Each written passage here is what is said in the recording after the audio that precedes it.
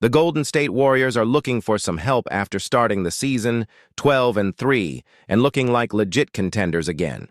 After an off-season of additions along the margins, the Warriors' recent slump has made it clear that they need to add a star to this team to compete in the West. They already got a little bit of help by adding Dennis Schroeder, but they need much, much more. And honestly, they've known this since the off-season. Despite the fantastic starts of the year, they were very aggressive. This past offseason trying to add stars like Larry Markin and Paul George, but now they're even more desperate.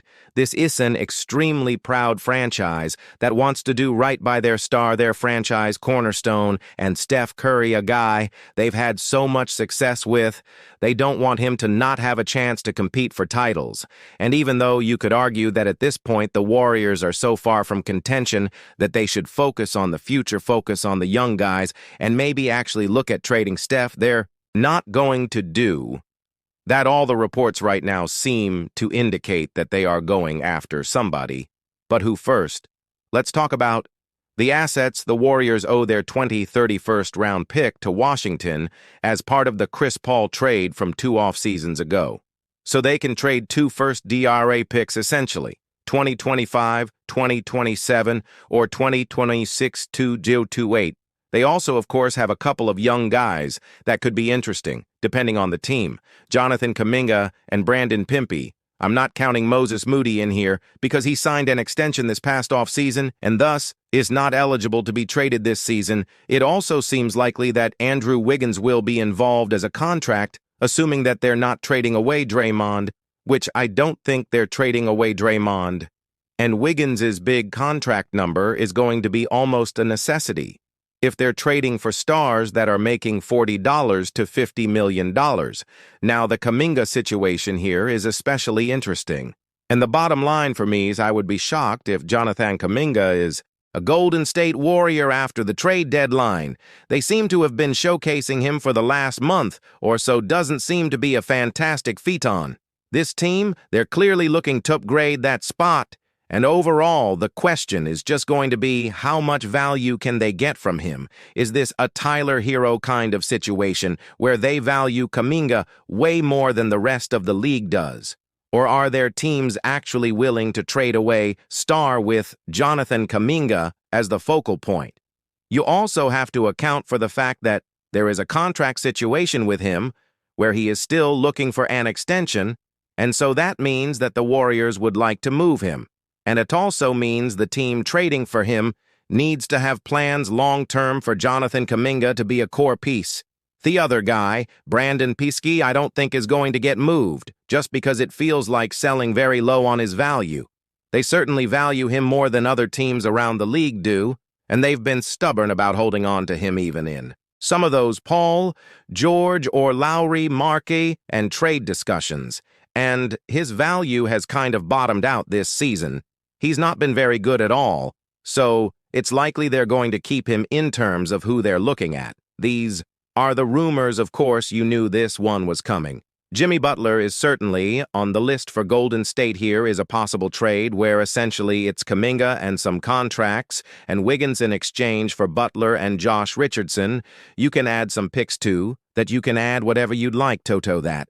But Golden State certainly would like to explore a Jonathan Kuminga and some stuff trade in exchange for Jimmy Butler. This particular version is very interesting to the Heat because they could maybe flip Wiggins somewhere else, get some more value out of him, or keep him.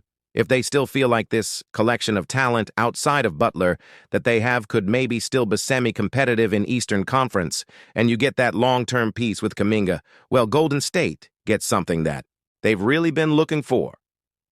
They've been looking for more of an on-ball perimeter player to play alongside Steph. Steph, at this point in his career, is not someone that you want creating and initiating everything for you. You want him as almost the secondary score playmaker guy that elevates everyone else. And if you have Butler out there, obviously you need to mitigate some of the spacing issues that he provides. Bud is an on-ball creator. He's tough, he can guard. He gives them size and a real star push for this team. Now, the counter is they've got to sign Jim Butler to an extension. This is one of his preferred destinations, reportedly. So it seems like that would be pretty likely. but he's got a player option for the offseason. So if you're trading for Jimmy Butler, not only you're trading away Jonathan Kuminga and Andrew Wiggins, getting rid of a bunch of pieces in your rotation just to make the contracts work, but you're also committing to having Jimmy Butler on your team long-term, and you are really going all in on this concept of how can we make sure that Steph has a couple more years of competing at the top of the Western Conference. If they wanted to go a little bit younger, Zach LaVine is another guy that certainly is out there for them right now. This construction is Wiggins again, who he just has to be in the deal. I don't think Golden State necessarily wants to trade Wiggins, but he's just one of the biggest contracts they have. And if they're trading for guys like LaVine and Butler that are making 40+ million, Wiggins kind of has to be in the deal. Gary Payton, therefore a contract. Kyle Anderson's there for a contract, and Golden State's also giving up a first tier because they're not giving up Kuminga as they were in the Butler deal. Obviously, the Zach LaVine contract is not great, but again, he fills that role of an on-ball creator, someone that can play alongside Steph. If you want to take the first-round pick off, and you think that cap relief and having the big LaVine contract split up into smaller contracts for the Bulls is enough value for them, that's fine. But I think that at this point, LaVine's playing well enough that they might actually be able to get some draft compensation out of him. And again, we've already talked about why this would make sense for Golden State. Next up, though, you want to talk about my favorite Warriors trade? I don't think this is going to happen. We just talked about this in the last video. I don't think De'Aaron Fox is going to get moved, or at least I wouldn't understand why Sacramento would want to trade away De'Aaron Fox, the whole contract situation with him. It seems easily resolvable, but the vibes are definitely very, very, very bad in Sacramento. So, what if Golden State was like, you know what, let's do both. Let's add a star. Let's add someone that can play really well alongside Steph, but also let's make sure it's a young guy. Like, we don't have to go after someone like Jimmy Butler that's getting older and injury-prone.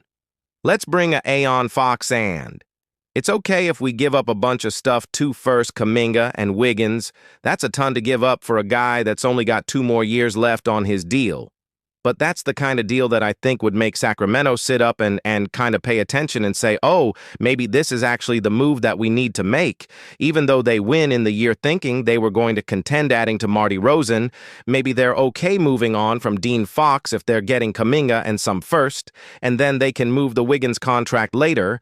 Again, it is extremely unlikely, and it talked about that in the last video. I don't think DeFox is going to get moved just because there's no way you can convince me it's a good idea for Sacramento. But if you're Golden State, that's probably priority number one. If you think he's actually available beyond that, you're getting into some riskier options here. You could do Zion Williamson from New Orleans again. Wiggins is in the deal. Kuminga there first-round pick plus Lindy Waters. Obviously, this is a ton for Golden State. For a guy on Zion that never plays, we did a whole video the other day talking about Zion's contract situation and why this might make sense for some teams trying to get out of some money. Maybe take a high-risk, high-reward kind of play here on Zion. The whole video we've already talked about the Zion contract situation, and this is too much, frankly, for Golden State to be giving up. But maybe this is what it would take to get the Pelicans' attention. Maybe they're not at the point where they're just trying to give up Zion for nothing.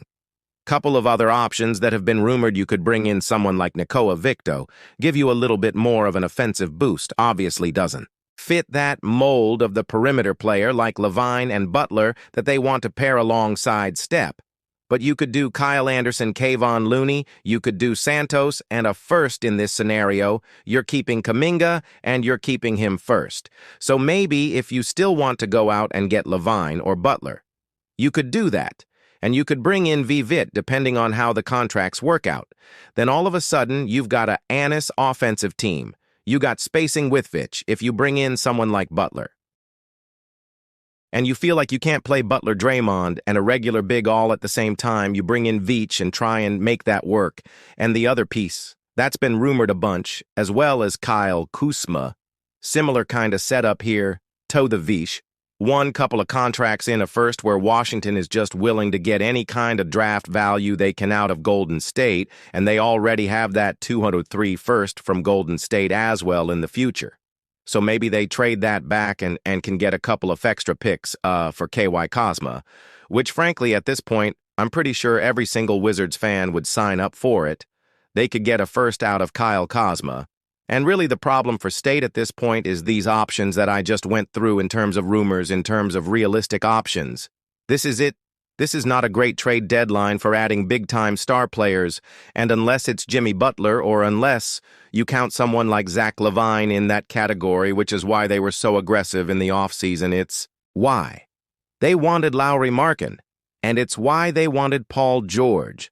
Obviously, both of those guys are not available, because Lauri signed the extension, and Paul George already made his choice to be in Philly. But the Warriors feel like this team that has to make a move with their stated goal, being they want to build a better contender around Steph. They can't have this roster going into the playoffs. They need more star power, and so they might end up reaching for someone like Jimmy Butler. They might end up reaching for someone like Zach LaVine, guys that are either injury-prone or on big contracts or getting older in Butler's case. Maybe not as reliable as you'd want them to be in LaVine's case, and it's going to require shaking up their rotation in a significant way if Wiggins is gone, if you're getting rid of someone like Kevon Looney, if you're getting rid of even someone like Kyle Anderson. Buddy, he could be involved in these trades. Kuminga. This is a massive shift in roster construction as the Warriors do. What honest they probably should have done a couple years ago is they consolidate all these young players into a star. And at this point, the only reason this wouldn't happen, that Kingo wouldn't be in a deal where they wouldn't be giving up. First, trying to bring somebody in is just because they don't like their options, because they're not that big on Butler, they're not that big on LaVine, and they can't find anyone else if De'Aaron Fox becomes available. Suddenly, this gets much more interesting, but I think the Warriors are actively looking for help. They're going to get some help, but it might not be for some of those big names that they really want.